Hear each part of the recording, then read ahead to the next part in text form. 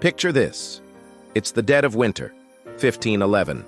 A brutal blizzard is raging across northern Italy. But huddled in a frozen tent, surrounded by cannons and shivering soldiers, isn't a king or a famous general. It's the Pope. He's 67 years old, clad in armor over his papal robes, personally directing a siege. This isn't a scene from a fantasy novel.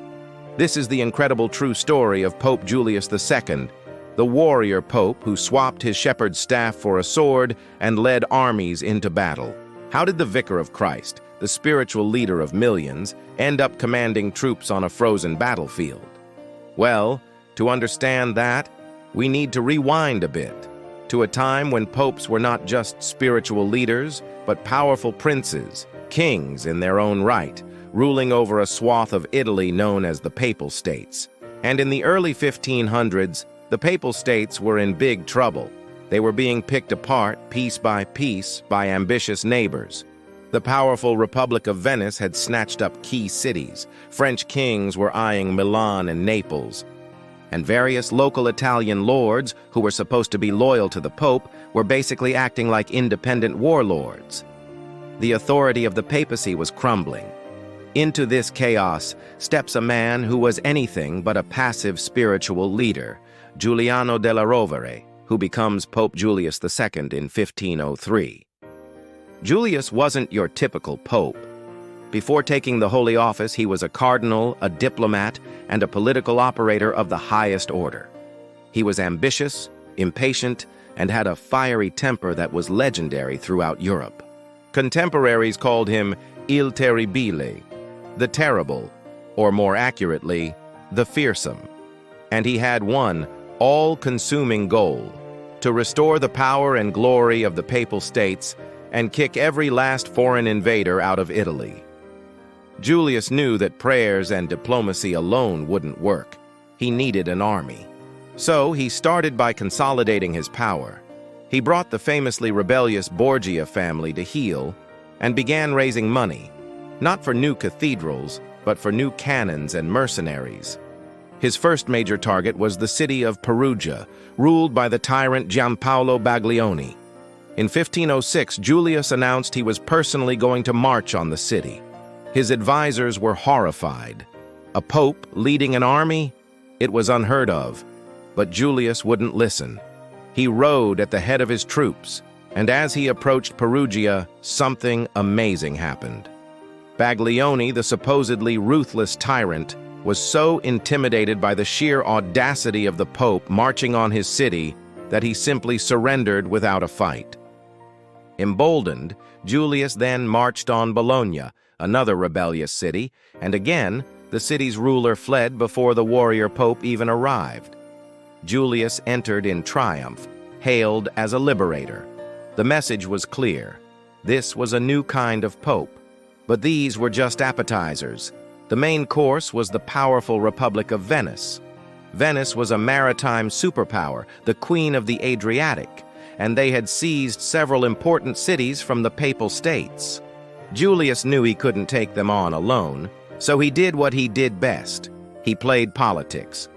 He forged the League of Cambrai, a massive international alliance with France, Spain, and the Holy Roman Empire, all united by their shared desire to humble the proud Venetians.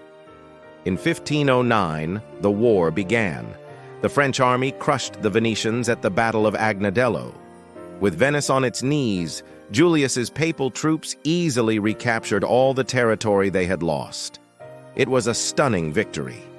Julius had achieved his first goal, but in doing so, he had invited an even bigger wolf into the henhouse, the French. Now, with Venice humbled, the French army was the dominant power in northern Italy. King Louis the Fiend of France had been Julius's ally, but Julius knew he was the next great threat. In a masterful diplomatic reversal, Julius declared his new mission, Fuori ai barbari, out with the barbarians, referring to the French. He immediately sought new allies. He made peace with Venice, the very enemy he had just fought, and convinced them to join him. He also brought in the Spanish and the Swiss, famous for their fearsome pike-wielding infantry. This new alliance was called the Holy League, formed with the express purpose of driving France out of Italy. The stage was set for an epic showdown. The war that followed was brutal and bloody. At first, things went badly for the Pope. The French, led by a brilliant young general named Gaston de Foix, were a formidable force. This brings us back to that frozen battlefield in the winter of 1511. The French had captured the fortress city of Mirandola.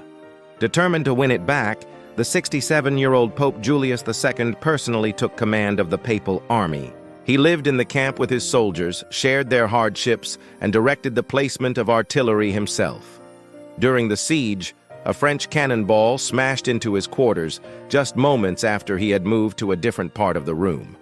Unfazed, Julius pressed the attack.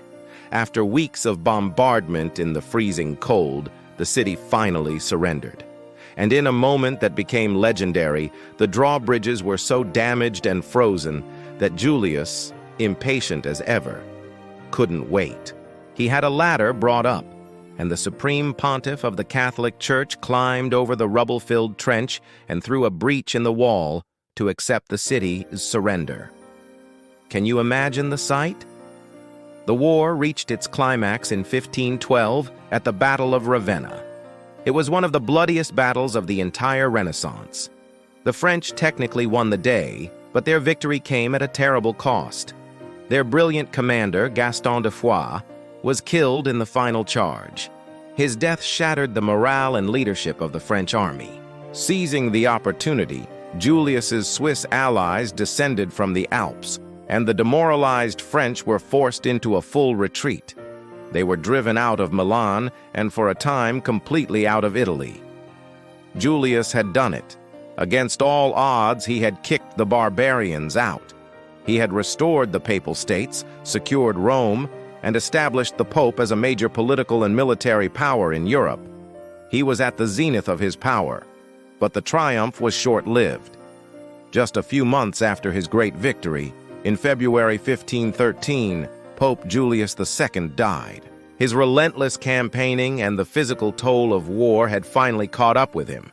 His dream of a truly independent Italy, free from all foreign powers, would die with him.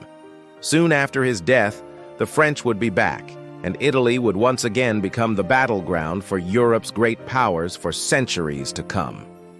So, how should we remember this warrior pope? Was he a cynical politician who used religion as a tool for war? Or was he a true Italian patriot, a defender of the church who did what he had to do in a dangerous time? The truth is, he was probably both.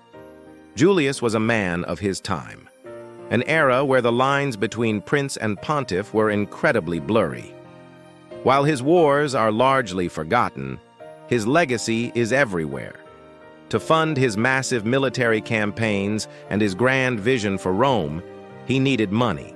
So he revived the sale of indulgences, a practice that would famously provoke Martin Luther and help spark the Protestant Reformation just a few years after Julius's death.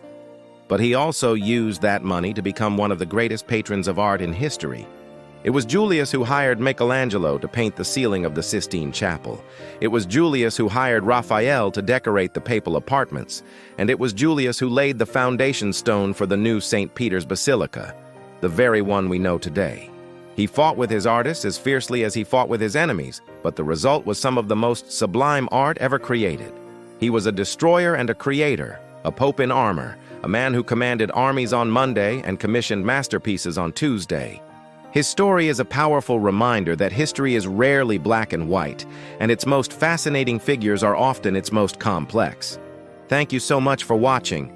What do you think of Pope Julius II? Let me know down in the comments. If you enjoyed this journey into a forgotten chapter of history, please hit that like button and subscribe for more stories you didn't learn in school. We'll see you in the next one.